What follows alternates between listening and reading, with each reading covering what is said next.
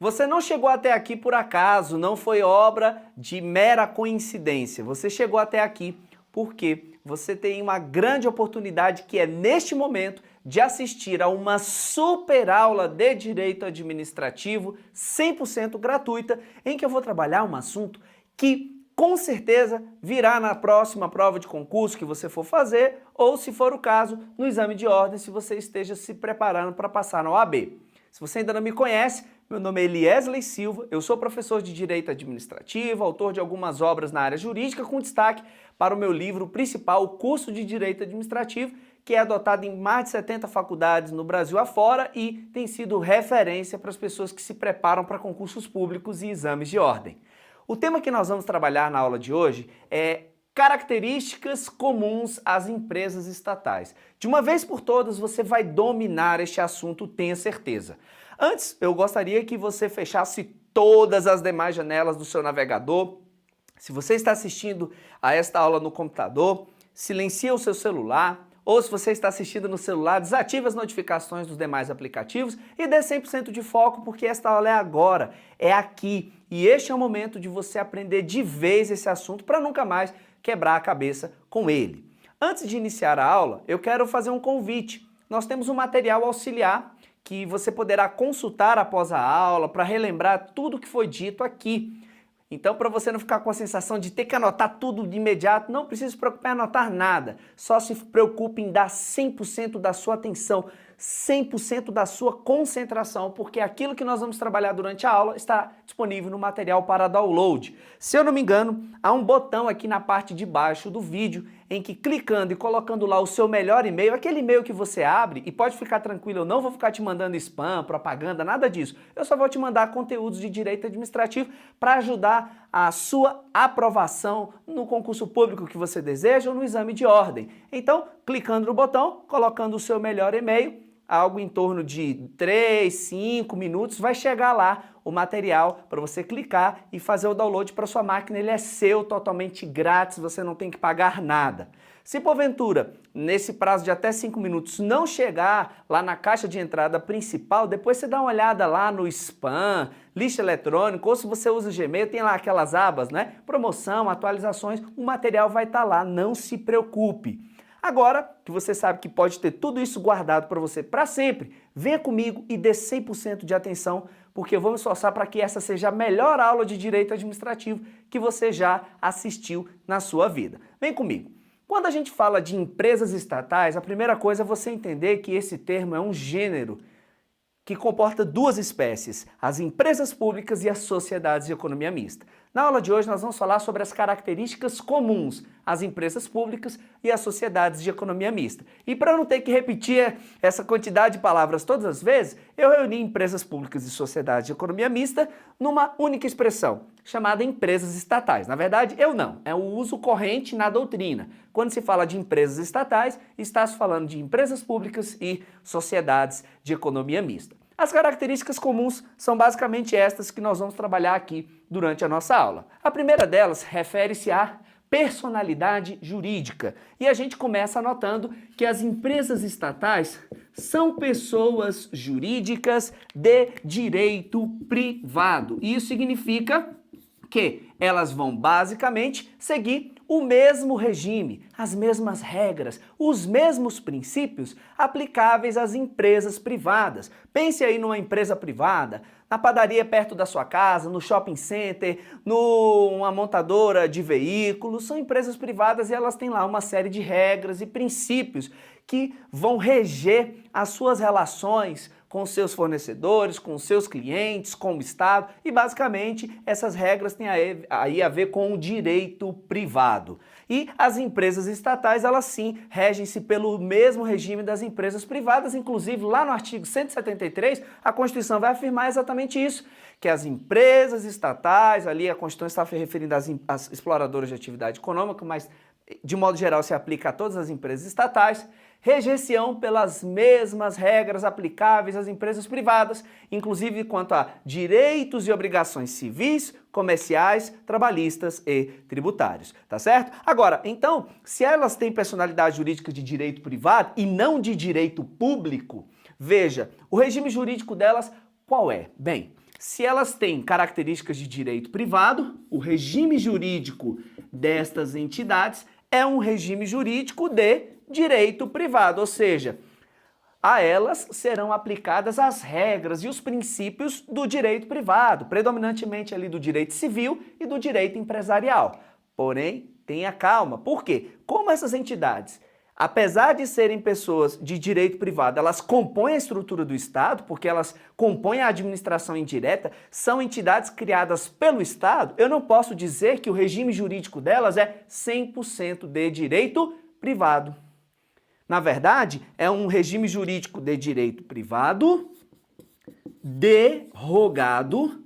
A palavra derrogação é uma palavra que tem um significado especial no direito e ela quer dizer parcialmente revogado. Então, é um regime de direito privado parcialmente revogado por quem? Pelo, abreviando para caber, direito público. Ou seja, embora essa entidade, em regra, e eu pego a tampinha, siga as regras, as mesmas regras aplicáveis às empresas privadas, isso não se dá de forma total e plena.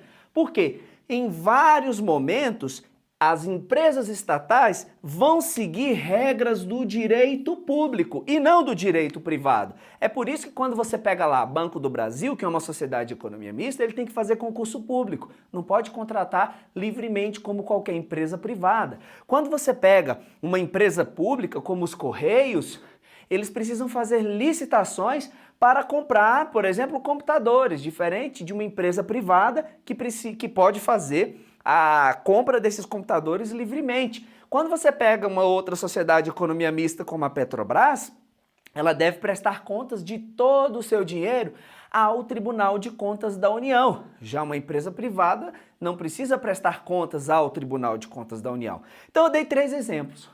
Concurso público, licitação pública e prestação de contas aos tribunais como regras de direito público, são regras de direito público que vão se aplicar a essas pessoas que são de direito privado.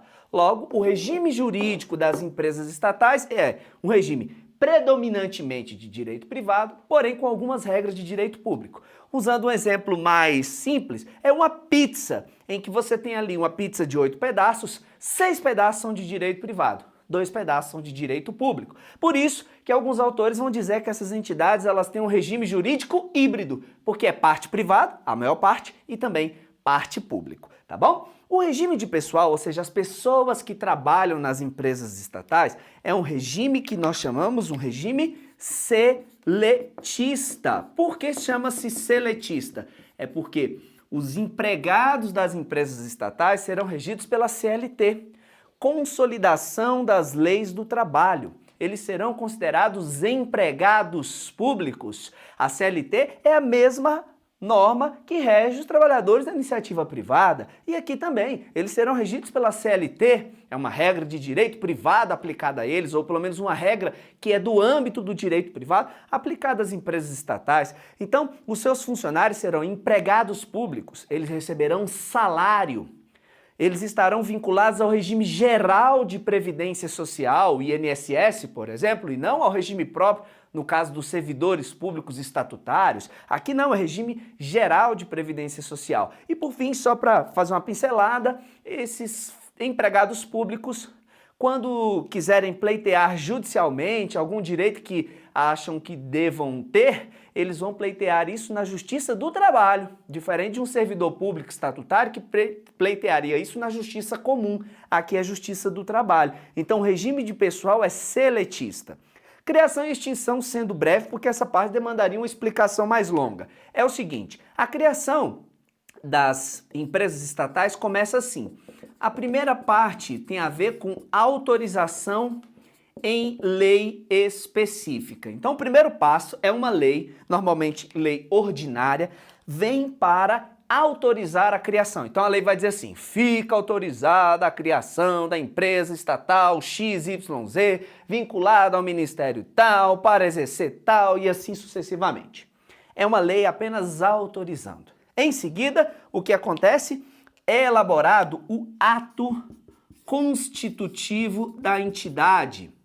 ato constitutivo da entidade, que via de regra é por um decreto. Esse ato pode ser um estatuto, pode ser um contrato social, depende muito da ocasião. Então, primeiro a lei autoriza, depois vem um ato constituindo aquela entidade, um estatuto, um contrato social, e por fim o que acontece? Esse ato vai ser registrado, ou seja, ocorre aqui o registro onde? No órgão competente. E aí, então, depende do caso. Em alguns casos você tem aí registro civil das pessoas jurídicas, em outros casos você tem o cartório, perdão, a junta comercial, registro civil das pessoas jurídicas ou a junta comercial. Você precisa saber isso? Não. Para a prova de direito administrativo, basta você saber. Primeira coisa, a lei vem e autoriza a criação da estatal. Segundo, elabora-se um ato constitutivo que, via de regra, é um decreto do chefe do Poder Executivo. E, por fim, esse ato constitutivo é registrado no órgão competente, registro civil das pessoas jurídicas ou junta comercial, e com o registro no órgão competente, a entidade nasce, ela passa a existir juridicamente. Veja, a lei não cria, ela autoriza a criação, porque a criação, de fato, é realizada aqui no registro no órgão competente.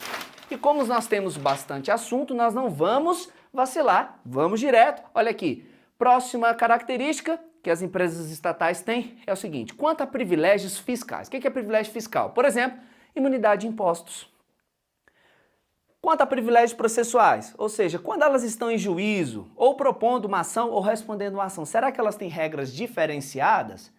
Bem, o que eu posso dizer para vocês é o seguinte, que em regra, as empresas estatais não possuem nem privilégio fiscal, ou seja, elas têm que pagar os mesmos impostos que uma empresa privada paga, e também não tem privilégios processuais, ou seja, elas não vão ter nenhum tipo de vantagem quando estiverem com uma ação judicial. Se você, particular, entrar com uma ação judicial, você vai ser regido pelas mesmas regras que a empresa estatal. Então, em regra, elas não possuem nem privilégios fiscais, nem processuais. E qual é a ideia de não gerar privilégios? É porque a Constituição prega, lá na ordem econômico-financeira do Estado, o princípio da livre concorrência. Significa que o Estado deve zelar para que as empresas possam competir entre si, cada uma pelo seu próprio mérito. Ou seja, não pode o Estado interferir para beneficiar ou prejudicar nenhuma empresa. Ele deve apenas zelar para que o ambiente da iniciativa privada seja um ambiente de isonomia, de igualdade de armas. As empresas possam competir com base nos seus méritos. E aí, quando o Estado cria uma empresa estatal, muitas vezes ela vai competir com empresas privadas. Você pega aí Banco do Brasil e Caixa Econômica, que são duas empresas estatais, elas vão competir com bancos privados. E se elas tivessem privilégios, não precisa pagar impostos, Banco do Brasil, Caixa Econômica, quando você estiver em juízo, todos os prazos que você vai ter para se manifestar vão ser em dobro. Se isso acontecesse, qual era a consequência? O Estado estaria violando a livre concorrência. Portanto, isso vai impedir que estas entidades tenham privilégios fiscais ou processuais. Agora, toma cuidado, porque eu falei em regra. Eu não disse para você que nenhuma empresa estatal tem privilégio processual ou fiscal. Há exceção. Qual? Duas exceções, não precisa anotar porque está no material que já deve ter chegado lá no seu e-mail, mas você não vai abrir agora porque você precisa prestar atenção aqui em mim. Quais são as exceções? Quando duas características estiverem presentes simultaneamente, aí a entidade poderá ter privilégios. Primeira característica é a empresa estatal prestadora de serviço público. Quando a empresa estatal é prestadora de serviço público, beleza. Correios, por exemplo, atinge esse requisito. Caixa Econômica, Banco do Brasil, Petrobras já não atingem esse requisito porque elas não são prestadoras de serviço público, são exploradoras de atividade econômica. Tudo bem? Então, a exceção vale para, primeiro, a entidade que presta serviços públicos e, não é ou, ela presta serviços públicos e, segunda característica, em regime de monopólio. Ou seja, ela presta um serviço público e não tem concorrentes na prestação desse serviço público. E o exemplo clássico é o que eu já mencionei, os Correios. Os Correios são uma empresa pública que presta um serviço público em regime de monopólio. Quando a gente fala da entrega de cartas, não há nenhuma empresa concorrendo com os Correios no Brasil no que se refere à entrega de cartas. Então, os Correios, sim, têm privilégios fiscais, eles têm imunidade de impostos, a chamada imunidade tributária recíproca, que está no artigo 150 da Constituição. Os Correios têm privilégios processuais vários. Por exemplo, vou citar um apenas, prazos dilatados em juízo. Todos os prazos para que os Correios se manifestem em juízo são calculados em dobro, de acordo com o novo Código de Processo Civil. Veja, então, que os Correios, por ser uma empresa prestadora de serviço público em regime de monopólio, faz jus a privilégios. Então, com essas duas características, a entidade pode ter privilégios fiscais ou tributários, ou fiscais ou processuais. Só para a gente fechar aqui, um outro exemplo, a Casa da Moeda. A Casa da Moeda é uma empresa pública, ela presta um serviço público em regime de monopólio. Ninguém mais pode desempenhar a atividade da Casa da Moeda, pelo menos oficialmente não. Então, o que acontece é que ela pode sim ter privilégios fiscais e privilégios processuais. Mas eu acabei de falar da exceção, porque a regra é não ter privilégios. Falência. Simplificando bastante, o que acontece? As empresas estatais não sofrem falência. Opa, essa tampa ela tá viva, querendo fugir da minha mão. Por quê? Porque se você pegar a lei de falência, que é a lei 11.101 de 2005, ela deixa claro lá, se eu não me engano, no parágrafo 1º do artigo 1º, no parágrafo 1º do artigo 2º, parágrafo único, desculpa, que as empresas públicas e sociedades de economia mista não se sujeitam à lei de falências. Logo, elas não podem sofrer falência. Se você for estudar isso aí na doutrina, você vai ver que há várias opiniões divergentes, mas para efeito de prova, não se aplica falência a elas. É isso que você tem que guardar. Elas não podem sofrer falência. Elas podem até pedir falência de empresas privadas que estejam devendo a elas. Então, os Correios podem pedir a falência de um fornecedor que deu prejuízo, por exemplo, mas ele mesmo não pode sofrer uma ação de falência, ainda que as dívidas dos Correios superem muito o seu patrimônio. Ele não pode sofrer ação judicial de falência. O patrimônio das empresas estatais é composto de bens privados. Cuidado, não confunda. Ah, bem privado não é o bem que pertence ao particular? Não, monstro. Bem privado é o bem que se sujeita às regras do direito privado. Se estamos falando, por exemplo, de direito privado no Brasil, a gente está falando de de direito civil. Logo, o que eu estou dizendo para você? Que os bens das empresas estatais são bens privados, são bens regidos pelo Código Civil. Logo, esses bens podem ser penhorados judicialmente? Podem. Esses bens podem sofrer uso capião, que é quando a pessoa que tem a posse do bem por um período de forma mansa e pacífica requer ao juiz a propriedade? Podem. Esses bens podem ser hipotecados, empenhados? Podem. Esses bens podem ser alienados? Sim. Então, como são bens privados, eles têm todas essas coisas, penhoráveis, podem ser tomados por uso capião, podem ser objeto de penhora, penhor e hipoteca, podem ser alienados, tudo certo. Agora toma cuidado, há uma exceção. Qual é? Os bens das empresas estatais que prestam serviços públicos, como por exemplo os Correios, a Casa da Moeda que eu acabei de citar, os bens que forem dessas entidades e estiverem diretamente ligados à prestação do serviço público, por exemplo, a bicicletinha que o carteiro usa para entregar as cartas, é um bem de uma empresa estatal, é um bem em tese privado, mas que está sendo utilizado para a prestação do serviço. Estes bens, eles terão algumas ressalvas. Então, por exemplo, a bicicletinha do carteiro não pode ser tomada por penhora judicial, por exemplo. Por quê, professor? Vamos imaginar, então, que os Correios estão com uma dívida, o devedor entra com uma ação e o juiz manda penhorar bens de forma indiscriminada dos Correios. E aí penhora as bicicletas que os carteiros usam para fazer a entrega postal. O que vai acontecer nesse caso?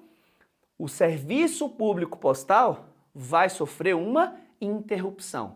E existe um princípio chamado princípio da continuidade do serviço público, que impede que o serviço público seja interrompido, pelo menos sem justificativa. Logo, os bens que estiverem diretamente afetados, os bens das empresas estatais diretamente afetados à prestação do serviço, não podem sofrer penhora ou qualquer outra restrição que possa interromper de forma injustificada a prestação do serviço.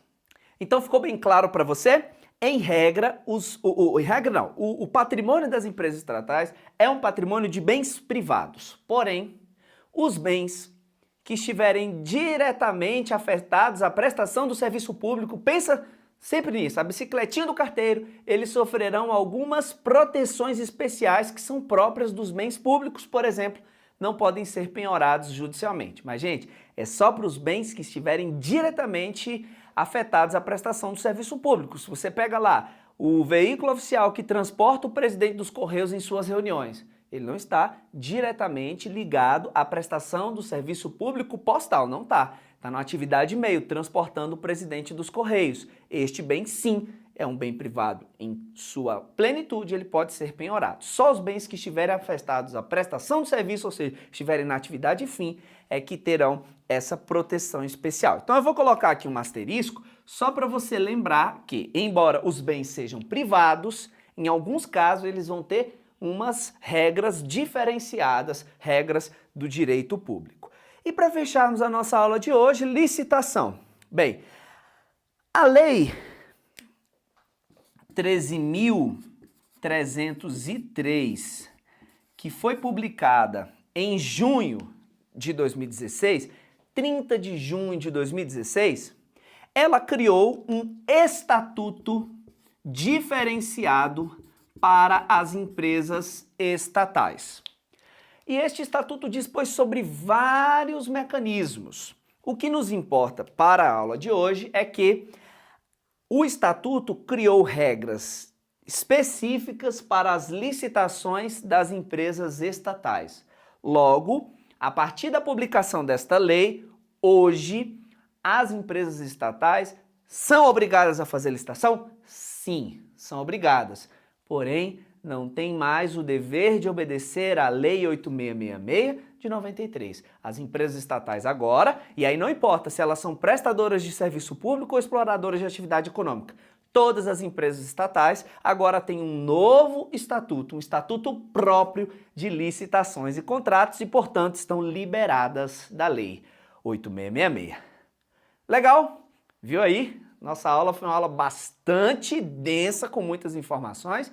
E para que nada, absolutamente nada escape à sua memória, eu vou agora abrir aqui na tela um mapa mental. E neste mapa mental eu vou apenas trazer de volta os principais tópicos que nós abordamos ao longo dessa aula, para que você possa ter um quadro que vai fixar-se na sua memória. Em seguida, eu vou abrir uma outra tela e responder com você algumas questões que cobraram este assunto que nós aprendemos após a nossa aula, e após as questões eu volto para dar um recado muito especial. Na verdade, eu tenho uma surpresa especial para você, então acompanhe comigo o mapa, as questões e não saia, fique porque eu ainda tenho uma surpresa especial para te entregar, tá bom? Então a gente se vê agora mesmo no nosso mapa mental. Neste mapa mental, eu sintetizei todas as características comuns que tratamos ao longo da nossa aula sobre as empresas estatais e, como o assunto já foi explicado, o objetivo da aula não é refazer a explicação, mas tão somente trazer os pontos que devem ser memorizados. Começando pela personalidade jurídica, nós já aprendemos que as empresas estatais são pessoas jurídicas de direito privado e que, consequentemente, o seu regime jurídico será um regime jurídico de direito privado, portanto, elas serão predominantemente regidas pelo direito civil, pelo direito empresarial, porém, isso não vai se dar de forma plena porque esse regime de direito privado é derrogado, ou seja, parcialmente afastado pelo direito público, portanto, em muitos momentos elas serão regidas não por normas de direito privado, mas por normas de direito público, e os exemplos que nós citamos foi concurso público, licitação pública, prestação de contas aos tribunais. Então, são regras de direito público aplicadas às estatais. Por haver essa convivência entre o direito público e o direito privado, é que se diz que o regime dessas entidades é um regime híbrido. O regime de pessoal é o regime de seletista, porque os seus funcionários são regidos pela Consolidação das Leis do Trabalho, a CLT, terão a designação de empregados públicos, portanto não podemos chamá-los de servidores, e sim de empregados públicos, que serão vinculados ao regime geral de previdência social, do INSS, diferente do regime próprio de previdência social, que é relacionado aos servidores estatutários. Os conflitos eventualmente surgidos entre os empregados públicos e as empresas estatais serão processados e julgados pela Justiça do Trabalho e não pela Justiça Comum, e tudo isso aqui compõe o regime de pessoal das empresas estatais. Bem, essas entidades serão criadas mediante autorização em lei específica, portanto, a lei aqui não cria entidade, ela tão somente autoriza a criação. Em seguida, elabora-se o ato constitutivo, que, via de regra, por um decreto do chefe do Poder Executivo, do ente federativo onde a estatal está sendo criada, e esse decreto, esse ato constitutivo, é registrado no órgão competente. Com este registro, efetivamente fica criada ou, se for o caso, extinta a empresa estatal. Quanto aos privilégios fiscais e processuais, nós aprendemos que, em regra, as estatais não podem usufruir desses privilégios, porque isso violaria o princípio da livre concorrência, mas que há uma exceção relativa às empresas estatais prestadoras de serviço público em regime de monopólio. Atendidas essas duas condições, a empresa estatal pode sim gozar de privilégios fiscais e processuais não extensíveis às empresas privadas, exemplo que demos da empresa de Correios e Telégrafos. Elas não se sujeitam à falência, porque, como a Lei 11.101 de 2005, a nova lei de falências, afirma, elas não se submetem ao procedimento falimentar, ou seja, elas não podem sofrer a falência, mas elas podem pedir a falência. Tome cuidado com isso na hora da prova. O patrimônio das estatais é formado por bens privados, portanto, bens que podem ser penhorados, podem ser tomados por uso capião, podem ser objeto de penhor, hipoteca e podem ser alienados pela estatal. Agora, isso não significa que vai haver sempre a incidência dessas 4 características em todos os bens de todas as estatais, porque nós vimos a ressalva que os bens das estatais que forem afetados à prestação do serviço público, e o exemplo que eu dei foi a bicicletinha do carteiro, estes bens, conquanto sejam bens privados, terão algumas proteções especiais típicas do regime de direito público. Então, fique atento a essa ressalva, porque ela é bastante cobrada. Quanto à licitação, nós sabemos que as estatais elas são obrigadas a licitar. Todavia, elas não precisam seguir a Lei 8.666, porque tem estatuto próprio de licitações e contratos, que é a Lei 13.303 de 2016. Portanto, esse é o nosso mapa mental das empresas estatais. Fica aí registrado, ele está disponível no arquivo que eu encaminhei para o seu e-mail, o arquivo que você solicitou no início da aula. Agora que você já sabe as características comuns, o que você precisa memorizar, eu vou responder contigo algumas questões de prova sobre esse assunto.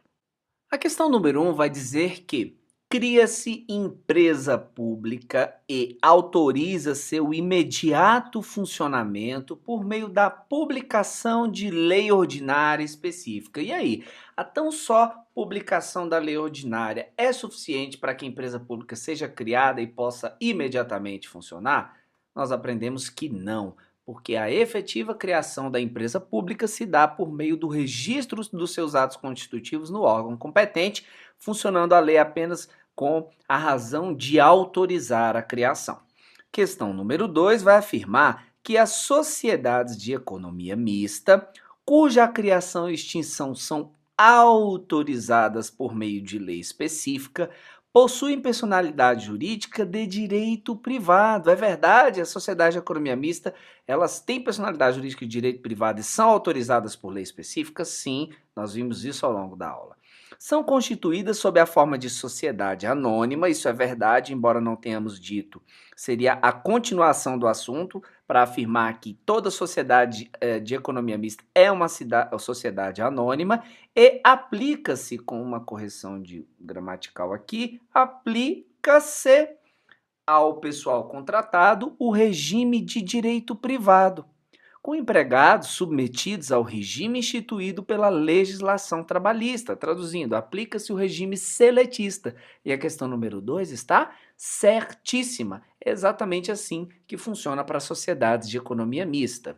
Questão 3 vai afirmar que, embora a sociedade de economia mista esteja vinculada aos fins definidos na lei que autorizou sua criação, e nós sabemos que é verdade, que a lei apenas autoriza a criação da empresa estatal, portanto, da sociedade de economia mista.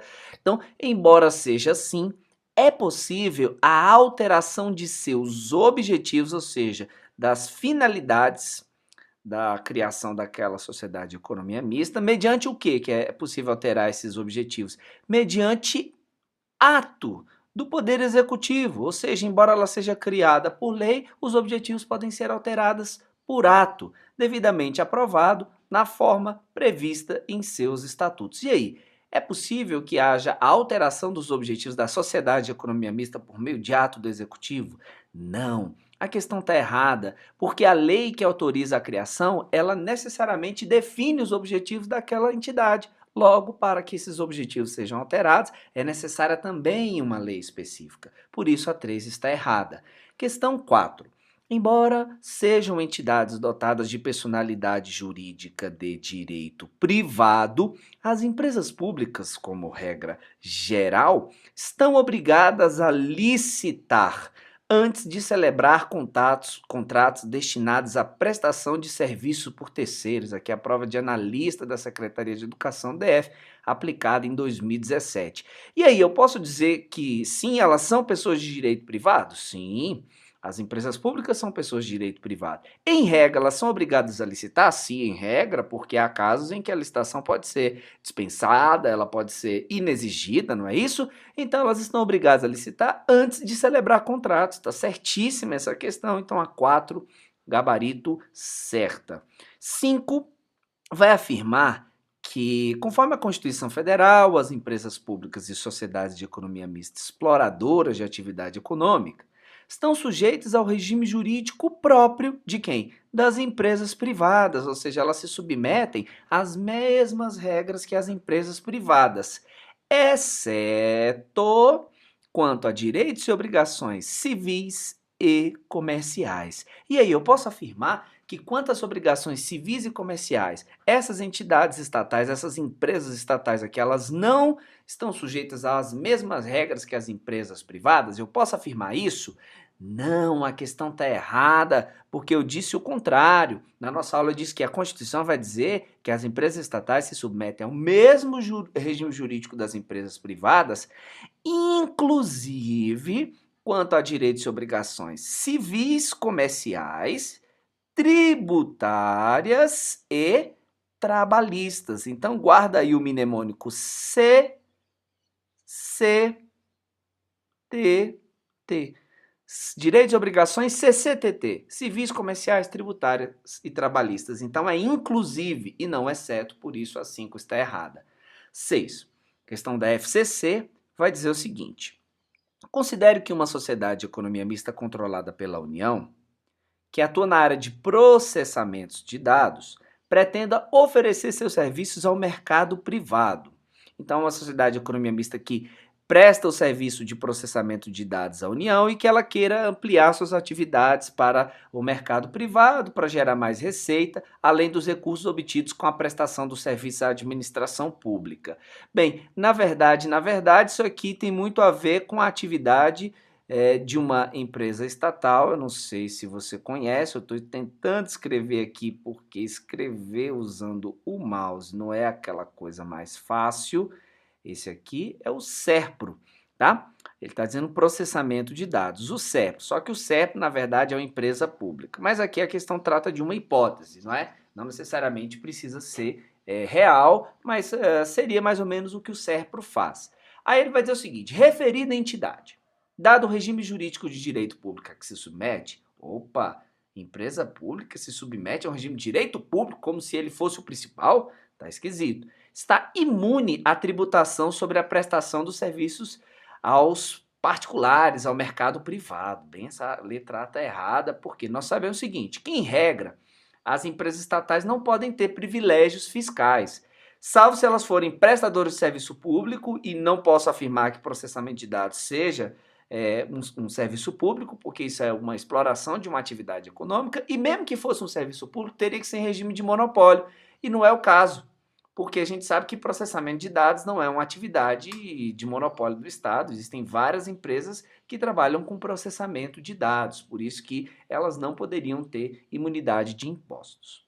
Letra B vai dizer, ó, essa entidade ela se submete ao regime jurídico próprio das empresas privadas, inclusive no que diz respeito às obrigações tributárias, ou seja, se as empresas privadas não têm imunidade tributária, essa sociedade de economia mista também não teria.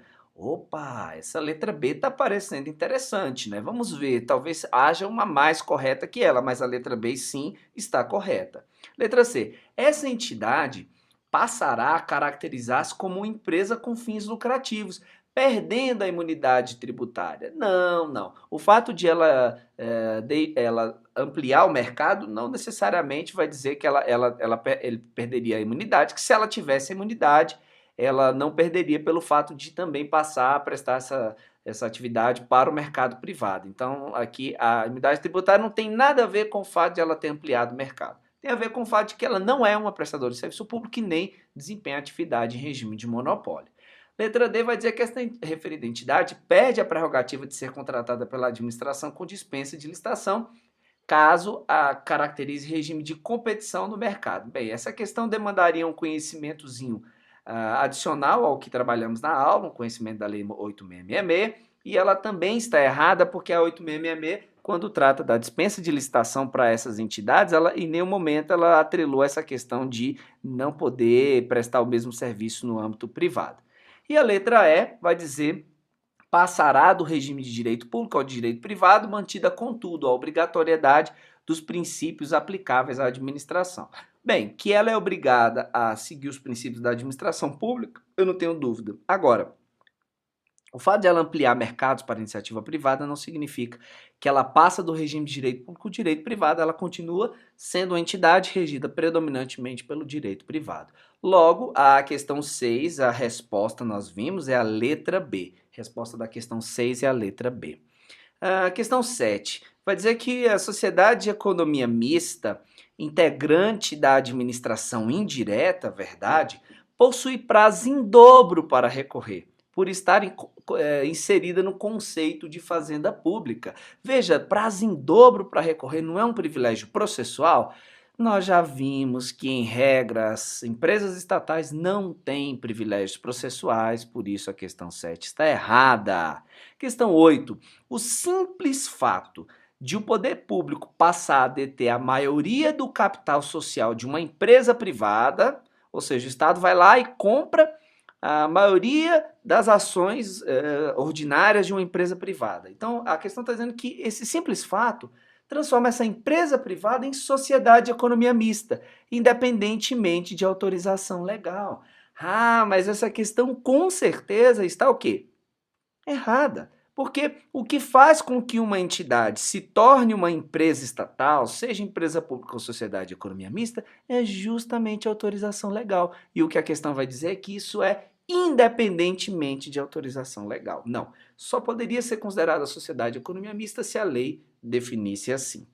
9.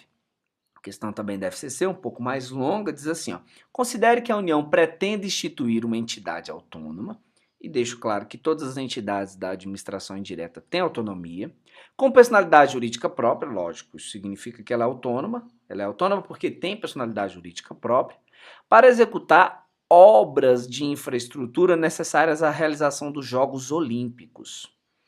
Tendo em vista as características e o regime jurídico aplicável, referida entidade poderá ser, ela pode ser uma autarquia criada por lei, com autonomia administrativa, sujeita ao regime de direito privado, parcialmente derrogado pelos princípios aplicáveis à administração pública. Bem, essa letra está errada, porque se ela for autarquia, o regime é de direito público. Ela poderá ser uma empresa pública cuja criação é autorizada por lei, sujeita ao mesmo regime jurídico do ente instituidor. Opa, quem é o ente instituidor no caso? É a União.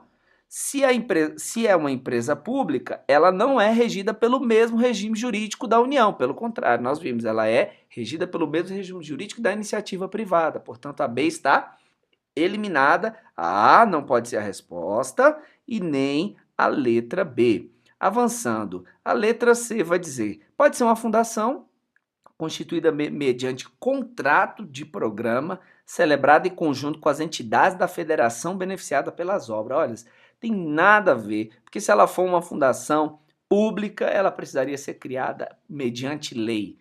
não por contrato. Então a letra C também está excluída. Poderá ser uma sociedade de economia mista, cuja criação é autorizada por lei, admitindo-se a participação minoritária de particulares no seu capital social. Opa, a letra D parece uma boa resposta, porque a sociedade de economia mista ela tem esse nome justamente porque existe particular e o Estado compondo o capital social, sendo que o Estado seria o sócio majoritário, portanto, permitida a participação minoritária de particulares. Essa letra D está muito boa, mas vamos ver ela aí. Vai dizer que ela pode ser uma agência reguladora, sob a forma de autarquia de regime especial, e é verdade, as agências reguladoras são autarquias de regime especial, cuja criação é autorizada por lei. Opa, autarquia não é a criação dela autorizada por lei. Pelo contrário, a lei efetivamente vai criar a autarquia. E nisso ela se diferencia da sociedade de economia mista. Logo, a resposta da questão 9 é a letra D de dado. A questão 10, a última questão, vai dizer que o Ministério Público ingressou com uma ação contra diversas empresas, dentre elas uma empresa pública municipal que é exploradora de atividade econômica. E o MP estava pleiteando a reparação por suposto dano gerado ao patrimônio público, ou seja, uma ação de ressarcimento, poderia ser isso. No que concerne ao prazo para a defesa da empresa pública, bem como ao tema da penhora de bens, então ele está falando, ó, prazo de defesa, penhora de bens dessa empresa pública. Como é que é? Ele está dizendo que, em relação ao prazo, ele vai ser em dobro e os bens são impenhoráveis. Opa, em quádruplo, né? No caso, está errada porque quádruplo é privilégio, impenhorabilidade dos bens é algo relacionado a direito público e nós sabemos que o patrimônio delas é direito privado. A letra B vai dizer que o prazo para ela se manifestar no processo é em dobro e também impenhorabilidade dos bens. Vamos fazer o seguinte, questão de múltipla escolha tem uma vantagem. Ó, nós sabemos que a impenhorabilidade dos bens não se aplica às empresas estatais, como regra.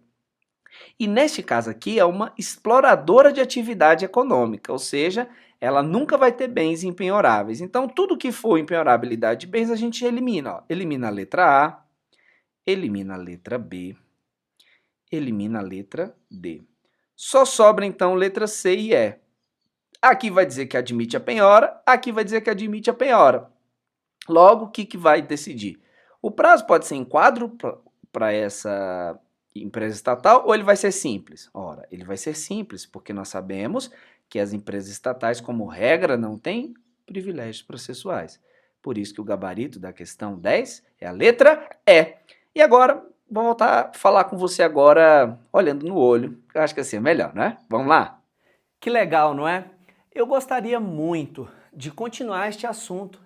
Veja, durante essa nossa aula, nós trabalhamos apenas as características comuns às empresas públicas e sociedades de economia mista. Porém, existem características que as diferenciam. O que é que diferencia uma empresa pública de uma sociedade de economia mista? Há basicamente 3 características. E além disso, nós temos vários outros assuntos, como por exemplo autarquias, fundações públicas. Se a gente ampliar um pouquinho, olha quantos assuntos o direito administrativo tem. Atos administrativos, poderes administrativos, licitações e contratos, improbidade administrativa, controle da administração, serviços públicos, princípios da administração pública, enfim. Há uma quantidade enorme de assuntos. E infelizmente, numa aula como essa, nós não temos a condição de abordar todos esses assuntos. E é por isso que eu tenho uma surpresa especial para te apresentar agora. Você percebeu que a nossa aula seguiu basicamente o seguinte roteiro. Qual é o roteiro que nós seguimos? Veio a exposição teórica, depois nós fomos para um esquema mental que sintetizou as informações principais e, por fim, nós fizemos questões de prova. Fizemos questões de prova. Essa forma de expor o conteúdo é, na verdade, o meu método de estudo. Um método que eu adotei. Com ele eu fui aprovado em 10 concursos públicos, mas não pense que eu sou gênio, porque antes de adotar o método eu fui reprovado em 10 concursos públicos, até mesmo num concurso de nível fundamental. Eu não falei no início da aula, mas porventura se você não me conhece, eu sou servidor da Câmara dos Deputados e atribuo esse meu sucesso de ter sido aprovado em 10 concursos públicos a este método, que mais tarde eu vim a batizá-lo de tríade da alta performance. Bem, chama-se tríade exatamente pelo fato de que é um método de estudos em que você começa com a exposição teórica do conteúdo, depois você leva essa teoria, as informações principais do que você estudou, para um esquema mental, que pode ser um mapa mental, uma tabela comparativa, que pode ser uma série de... na verdade, eu usei 7 tipos de esquemas mentais quando eu estudei para concurso. Mapa mental, tabela comparativa, infográfico, fluxograma, chaves dicotômicas e por aí vai. E em seguida você vai para as questões, que é realmente onde interessa você responder questões, porque é isso que você vai ter que fazer para passar em concurso público, por isso eu chamei tríade da alta performance. Alta performance sim, porque esse método vai fazer com que você aumente em 100% suas chances de gabaritar. Depois que eu adotei esse método, quando eu estudei lá para concurso, eu lembro que num concurso em que eu fui aprovado, o TRF da primeira região, eram 60 questões na prova. Eu acertei 58. 58 acertos de 60 questões com este método.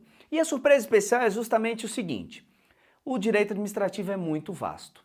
E eu então elaborei um treinamento 100% online chamado Direito Administrativo Tríade da Alta Performance. Bem, esse direito administrativo tríade da alta performance é um treinamento em que eu abordo todos os assuntos do direito administrativo. Se você rolar a tela aqui para baixo, apareceram mais elementos e dentre esses elementos você tem lá o conteúdo completo do curso para você saber. É um treinamento completo de direito administrativo, você não vai precisar nunca mais na sua vida estudar por nenhum outro curso de direito administrativo, você nunca mais vai precisar se matricular em mais nada, porque esse curso tende a ser definitivo na sua vida. E aí o que acontece? Cada um desses assuntos, e os cursos é completo, ele vai exatamente seguir essa mesma linha. Vem uma aula com a exposição teórica, depois um esquema mental e depois questões. São mais de 120 vídeos, são mais de 60 esquemas mentais e ao longo do curso você vai ter a capacidade de responder exatas 1.046 questões recentes de direito administrativo. Ou seja, trata-se de algo para você efetivamente dominar direito administrativo, já que eu não sei se você sabe, mas direito administrativo é a segunda disciplina mais cobrada em concursos públicos. E aí, sendo bem sucinto para você saber logo do que se trata, bem, deixa eu pegar outra cor aqui para ficar mais fácil. Você vai ter a possibilidade de assistir às aulas quantas vezes quiser, então você pode assistir às aulas e não tem limite de acesso, ok? Pode assistir quantas vezes quiser. Você vai ter acesso a esse material por um ano. Um ano após a sua matrícula você tem acesso a esse material. Ou seja, só para você ter uma estimativa, o curso não é um curso longo porque ele é direto ao ponto. Então, se você, hipoteticamente, se dedicar 1 hora por dia, de segunda a sexta-feira, durante um ano de acesso, você é capaz de assistir o curso todo 5 vezes. E isso tendo gabaritado as 1.064 questões. Para você ter ideia de como esse curso vai realmente potencializar a sua performance como estudante. Você pode assistir as aulas de onde quiser, do seu computador, do seu desktop, do seu celular. Você pode assistir quantas vezes quiser. Esse curso é ideal para quem trabalha, para quem faz faculdade, e essa é a ideia. Você já deve estar se perguntando quanto que deve valer, né? Professor, peraí, um curso completo de direito administrativo, com 1 ano de acesso, assistir quantas vezes eu quiser, com todas as aulas, um curso completo, seguindo esse esquema, teoria, esquemas e questões, seguindo essa tríade. Professor, isso deve custar muito caro.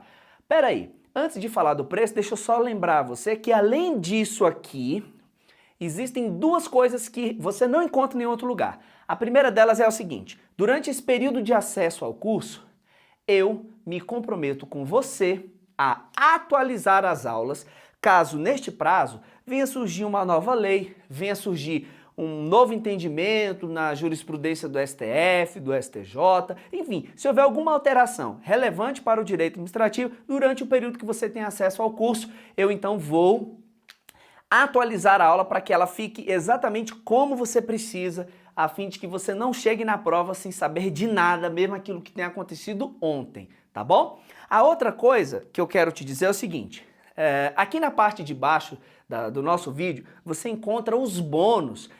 Além de tudo isso aqui, você vai ter 7 bônus, que estão todos descritos aí embaixo. Eu vou chamar a atenção para alguns deles, porque eu não quero tomar muito do seu tempo. Afinal de contas, você já quer logo se matricular, então segura aí que eu vou falar rapidamente de alguns dos bônus.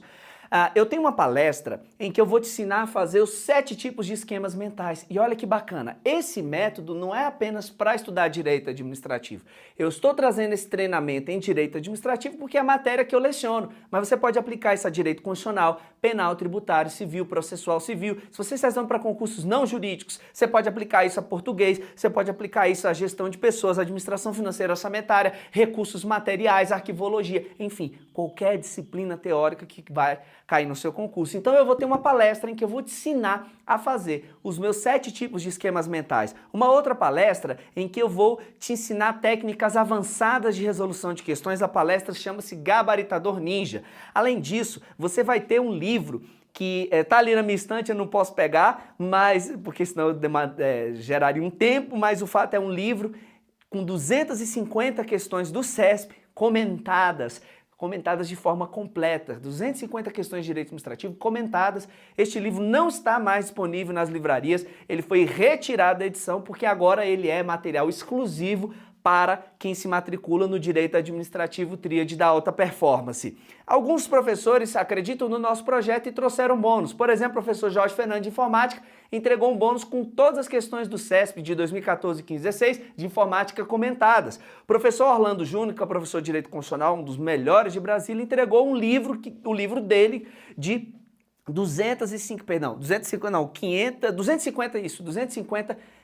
150 questões de direito constitucional comentadas. E isso está disponível, você não vai pagar nada mais por isso. E para fechar aqui, deixa eu dizer um super bônus.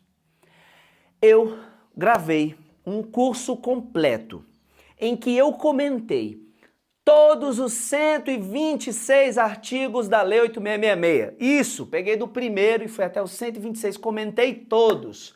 Gravei vídeos curtos comentando cada um dos artigos e disponibilizei para os meus alunos. Pra você ter ideia, este material, só ele custa R$ 697, mas se matriculando hoje na Tríade, você não paga, vai ser de bônus. Eu não sei se você conseguiu somar os bônus que estão embaixo, mas somados são 1.400 ou 1.290, agora eu não me lembro o número ao certo, reais em bônus, ou seja, você vai ganhar tudo isso. Aí você fala, caramba, professor, se só de bônus tem mais de R$ 1.000, qual é o valor de investimento para o curso da Tríade?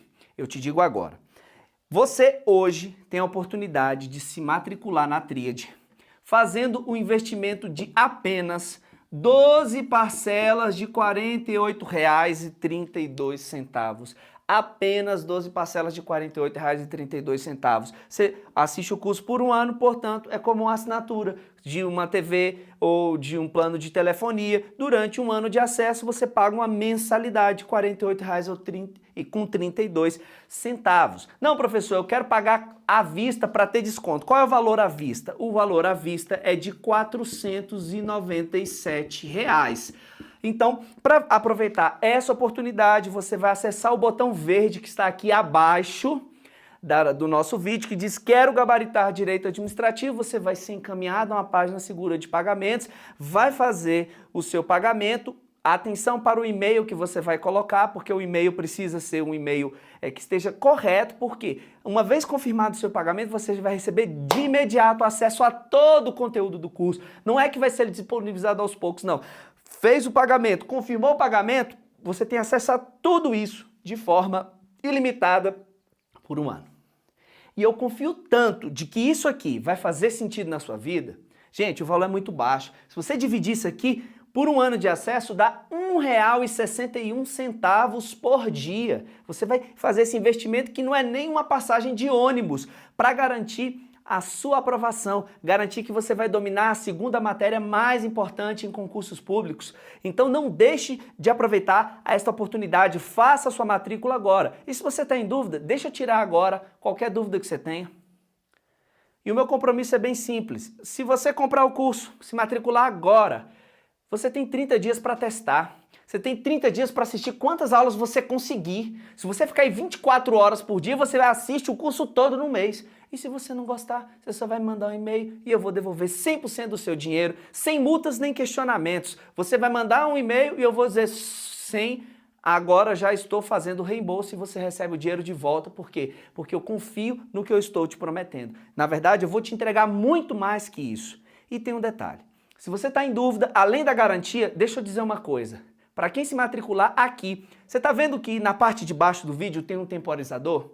Então, eu vou fazer agora uma oferta. Tudo isso aqui já está garantido para você, tá bom? Mas eu vou fazer agora uma oferta para quem se matricular dentro do prazo aqui do temporizador. Quando zerar aqui, não adianta me pedir, eu não vou estender. Eu vou dar 2 bônus adicionais, além dos 7 que já estão aqui embaixo, para quem vai se matricular hoje, 2 bônus adicionais. O primeiro bônus é uma palestra em que eu vou te ensinar a como render 2 vezes mais com qualidade como estudante. Ou seja, como fazer com que 1 hora estudada equivale a 2 horas. Como fazer com que 2 horas estudada equivale a 4 horas. Como aprender 2 vezes mais rápido e com qualidade. Esse é o nome da palestra. Como aprender 2 vezes mais rápido e com qualidade. Eu vou entregar esse conteúdo super exclusivo para você como bônus adicionais, o 8º bônus. E como bônus adicional, o número 9. Eu vou entregar mais. Um programa de estudos individualizado. Uma vez você ativando esse programa, eu vou te mandar um e-mail por dia, te direcionando dentro da plataforma e te dizendo exatamente que conteúdos você deve estudar. De forma que você vai ter por 40 dias um direcionamento completo de estudos. Estes 2 bônus aqui, eles são apenas para quem se matricular dentro do prazo definido no temporizador. Quem deixar passar o prazo, eu não posso garantir estes bônus e aí, infelizmente, vai acabar perdendo. Portanto, aproveite a oportunidade. Pense, você tem 30 dias para testar. Se você não gostar, eu dou todo o seu dinheiro de volta, tá bom? Então, eu vou ficando por aqui.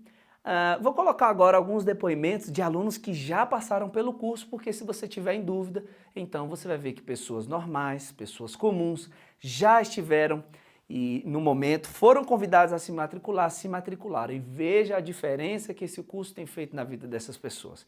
Eu quero te agradecer imensamente por você ter assistido a aula. Se porventura realmente neste momento isso aqui esteja aquém das suas circunstâncias financeiras, não tem problema. Eu vou continuar com novas aulas, com conteúdo gratuito para te ajudar. Agora, se você pode sim tomar essa decisão, eu tenho certeza que ao final do curso você vai achar que isso aqui é simplesmente irrisório. Falar, professor, paguei baratíssimo por tanta coisa que o curso me entregou. Eu tenho certeza disso, tá bom? Então eu vou ficando por aqui, deixo com você os meus abraços efusivos e os depoimentos dos nossos alunos. Até o próximo vídeo. Quando eu conheci o Eliesley, eu percebi que a linguagem dele de fato é mais clara, é objetiva e foi o que me cativou. Quando eu comprei o curso da Tríade, da Alta Performance, sem brincadeira, eu comprei porque assim, eu tava num desespero, já por não entender a matéria, por tentar achar vídeos de fácil acesso na internet e não me familiarizar com o linguajar. Então eu comprei porque o Eliesley havia dito que se eu não gostasse, eu poderia solicitar a devolução do dinheiro em 30 dias. E graças a Deus, eu quebrei a cara. Foi a primeira vez na minha vida que eu gostei de ter quebrado a cara. Eu comprei meio na dúvida, né? Como que uma pessoa tão jovem, né? Uma pessoa que já era bem de vida, assim, estabilizado, ele ia agregar algum valor na minha vida. E foi totalmente ao contrário. Nessa jornada eu percebi que hoje eu não tenho só um professor, eu tenho uma pessoa com quem eu posso contar e que pode me ajudar no meu dia a dia, até mesmo nas minhas dificuldades. Depois que eu conheci o professor Eliesley e vi a sua forma de ensinar, a sua didática, eu tive uma nova visão do direito administrativo. A forma que ele usa para explicar o conteúdo, ele chama de a tríade da alta performance. Como é que é dividido? Ele explica o conteúdo, depois ele vai para os mapas mentais e em seguida faz exercícios. Então, quando você junta esse método, é impossível você não aprender, seja no direito administrativo, seja em qualquer outra disciplina, porque você pode aplicar esse método também em outras disciplinas. Então, eu, por ter feito o curso completo, por ter feito todos os mapas mentais, por ter feito todos os exercícios, eu posso dizer sem medo que é um curso inovador. Primeiramente, bom dia, eu me chamo Bruno e, professor, antes de qualquer coisa, antes de eu falar da transformação que você causou em minha vida, eu quero falar da transformação que eu sofri na minha vida. Bem, em 2006 eu comecei minha docência aqui em Montes Claros, do curso de Direito, e em 2007 eu tive um problema ocular. Eu fui acometido por um vírus vírus ocular, vírus da herpes, no qual eu fiquei boa parte da minha faculdade perdendo muitas aulas. Nesse meio tempo eu tive que fazer tratamentos em São Paulo e em Belo Horizonte, no qual eu perdi a visão. Eu tive que fazer um transplante de córneas e eu nunca mais, no meu olho esquerdo, eu nunca mais voltei a enxergar. Pois bem, eu conheci o senhor por um vídeo no YouTube. Marinando na internet, eu descobri um vídeo seu no YouTube sobre a Lei 8.112. Até então nunca tinha ouvido falar no Eliesley Silva. Mas a partir do momento que eu descobri, que eu fui atrás do senhor, que eu pesquisei no Facebook, já começou a nossa sintonia. Sem pestanejar, eu me matriculei no curso Tríade da Alta Performance, a quem eu sou muito grato, porque eu precisava de um professor que não me desse só macetes. Como eu perdi boa parte da minha faculdade por culpa do tratamento, eu precisava de um professor que ensinasse, que me orientasse. Pois bem, eu assisti algumas aulas do senhor no YouTube e o curso da Tríade da Alta Performance veio a somar na minha vida acadêmica. Hoje eu já consigo proveitos, já fui classificado em segundo lugar do procurador do município aqui, isso graças ao senhor, pelas suas aulas. E te digo mais, muita gente não conhece o senhor, seja porque o senhor não está em um grande cursinho ou pelo fato daqui do estado, mas eu faço a propaganda para o senhor de graça, porque o senhor é o melhor professor de direito administrativo que eu tive. Então, quando alguém me pergunta, Bruno, me indica um professor, seu nome é o primeiro da minha lista. Muito obrigado e que Deus te abençoe. Professor Eliesley, um nome diferente, né? Mas por trás desse nome tem um conhecimento muito grande, um conhecimento muito amplo e, acima de tudo, um conhecimento muito amigo. Aquele conhecimento que faz com que o próximo sinta a vontade para aprender o que ele sabe. Ele é uma pessoa que não retém conhecimentos. Meu nome é João Batista, moro em Uberlândia, Minas Gerais, e eu enfrentava problemas muito sérios com a disciplina de direito administrativo, porque é muita matéria para estudar e são muitos artigos, e acabava me confundindo entre um e outro.